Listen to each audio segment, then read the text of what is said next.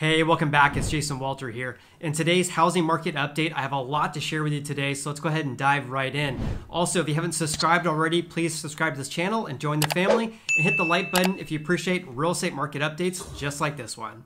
Okay, I have a lot to share with you today, so let me go ahead and share my screen with you right now. So according to the MBA, or the Mortgage Bankers Association, September new home purchase mortgage applications increased 38.2%. Keywords here, a new home, and also these are mortgage applications in the US. They increased 38.2% compared to 1 year ago. It's important to note here that compared to August 2020, the applications actually decreased by 5%. And so there's some theories around this. One of them being, they actually mentioned this in the article here, that the might be due to tight housing inventory and also slow improvement on the job market. Another theory I have, of course, is that it's October at the time of this video, and this is a time when we typically have a slowing of the real estate market, and this actually typically occurs the month prior in September. So this may be a reflection of just a seasonal change, but we'll have to see in the months to come. So again, the mortgage applications for brand new houses up 38.2% compared to 1 year ago. It also says the MBA estimates that the September new home sales slowed slightly from August, but remained well ahead of 2019's pace. So let's go over that very briefly here. So we don't have September new home sales yet. That's actually going to be released on October 26th, and I'll actually post a video about that, so stay tuned for that. But we do have August sales, and those have increased 43.2% from August 2019.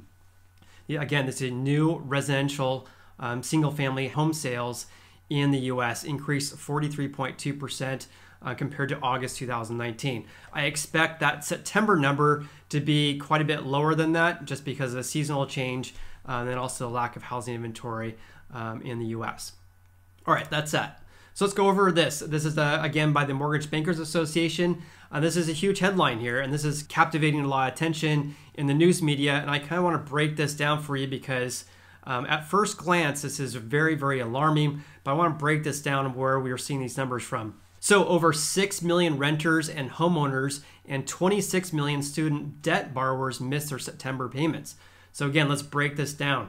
So in September, 8.5% of renters, which equates to 2.8 million households in the US, missed or delayed or made a reduced payment in September. So this is a very alarming number. We'll have to see if this number increases. So obviously we had the passing of the CARES Act that was passed in late March. That was over 6 months ago, and that provided $1,200 stimulus checks for those who qualified. It also included a federal boost to unemployment benefits as well, but that has long expired. So the assistance from the federal government for renters is really diminishing right now. However, the House passed a bill. Of course, the Senate hasn't passed it yet. They're working through a next stimulus package, and so the question is there going to be another stimulus check? Is there going to be any provisions in there to include assistance for renters? We will have to see. This is going to be really important to see if it's even going to be passed at all, or if it's going to be passed before the election. We'll have to see. And I expect that this new stimulus package, if it does not get approved, then I expect that this percentage of renters who will be falling behind on their payment may increase, unfortunately. Then again, of course, we have to remind ourselves too, we have this eviction moratorium that's expiring in January. And this new stimulus package, it could extend that. We'll have to see. So if they don't extend it, obviously it's going to be more challenging for our renters. All right, so that's that. So that's the 8.5% of renters who are missing the payment. So let's talk about the 7.1% or 3.4 million homeowners who missed their mortgage payment. This is may be alarming to some. I didn't find it alarming whatsoever because we have the mortgage loan forbearances. As of September 27th, 2020, 3.4 million homeowners are currently in forbearance, and that equates to about 6.8% of the mortgages out there. So that is right in line with the this headline here that 3.4 million have missed their mortgage payment. And this is all because of the CARES Act that was passed in late March. I talk about it quite a bit on my YouTube channel, where people could just enter into a mortgage loan forbearance meaning they stop paying their mortgage altogether with their principal and interest for 180 days and then potentially for another 180 days thereafter. So they have a lot of assistance for homeowners because they have the option to enter into a mortgage loan forbearance for up to 360 days. However, renters do not have that same luxury because there's nothing in the CARES Act that says, hey, you don't have to pay your rent payment.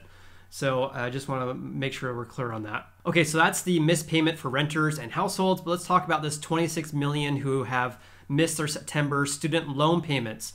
Again, this is not a big surprise to me either because unless I'm missing something here, I actually looked at the CARES Act, the actual text of the bill itself. And the second, it says here, this is section 3513. This is a temporary relief for federal student loan borrowers. So it says here, again, this is the CARES Act that was passed in late March. It says the Secretary shall suspend all payments due for loans under Part D and Part B, which are held by the Department of Education through September 30th, 2020. So suspend all payments for loans, and the interest shall not accrue, and also any payment that has been suspended is treated as if it was regularly scheduled payment made by the borrower, meaning they're not going to be reporting these students as late to the credit reporting agencies. But big picture here, because the CARES Act was passed, they have a suspension of loan payments through September 30th, 2020. And this headline here is for September payments missed by student borrowers. So in my opinion, I don't find this to be a big shocker. It's not a big surprise because of the CARES Act that protects student loan borrowers, unless I'm missing something. So please, if you see something here that caught your attention that I'm missing, please comment below. But I would expect this, it would be really interesting to see how this number changes in October and for the rest of the year, because the CARES Act, moratorium on paying for student loans, it's expiring on September 30th of this year. Another thing I found really interesting too, also compliments of the MBA, the Mortgage Bankers Association, they have some third quarter 2020 key findings. I thought this was really interesting to note here. So receiving unemployment insurance benefits. So they break down student debt borrowers, people who have homes, as well as renters. How many of those are actually receiving unemployment benefit claims through the third quarter? So for renters, they say that it rose from 3% at the beginning of April, at the beginning of this pandemic, to 7% by the end of September. So we're seeing that 7% of renters as of the end of September were on unemployment, about double the number pre-COVID. So for mortgagers, people who own houses, that remained unchanged. So about 3% of the people who are homeowners are receiving unemployment benefit claims. So about half those who are renters. For student debt borrowers, for people who have student debt, that rose from 3% at the beginning of April, which is more or less the pre-pandemic levels, to 8% at the end of September. So if you are a renter or you have student loans, you are about twice as likely to be on unemployment. I found that kind of interesting. Okay, last but not least, let's go over the mortgage rates, because according to Freddie Mac, they actually dropped to another record low. So that for a 30-year fixed rate mortgage, it averaged 2.81%, and that's the lowest rate in their survey's history dated back to 1971.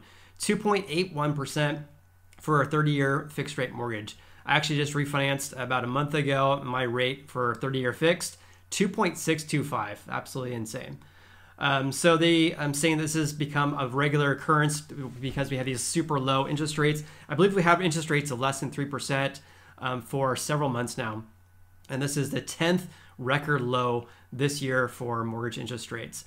It also mentions here a really good point here, which kind of coincides with the rest of this video here, that they said that it's important to remember that not all people are able to take advantage of low rates given the effects of this pandemic. So if you're a homeowner, you can take advantage of these record low interest rates if you still have a job, of course, and you can lower your payment. If you're a renter, there's no program available out there where you can apply and reduce your rent unless you want to work out an arrangement with your landlord. That's today's housing market update, so I hope you enjoyed that video. If you did, please hit the like button and also subscribe if you haven't done so already. I post videos about how this pandemic is affecting our real estate market. Also, don't forget to click on the link below because for a limited time, WeBull is giving away 2 free stocks, with each of those being valued up to $1,600 when you deposit $100 on their platform within 30 days of signing up. So I'll leave a link in the description below for that. Also, you can follow me on Instagram. I'm Sacramento Realtor. Hope you have an awesome day and look forward to seeing you on the next video.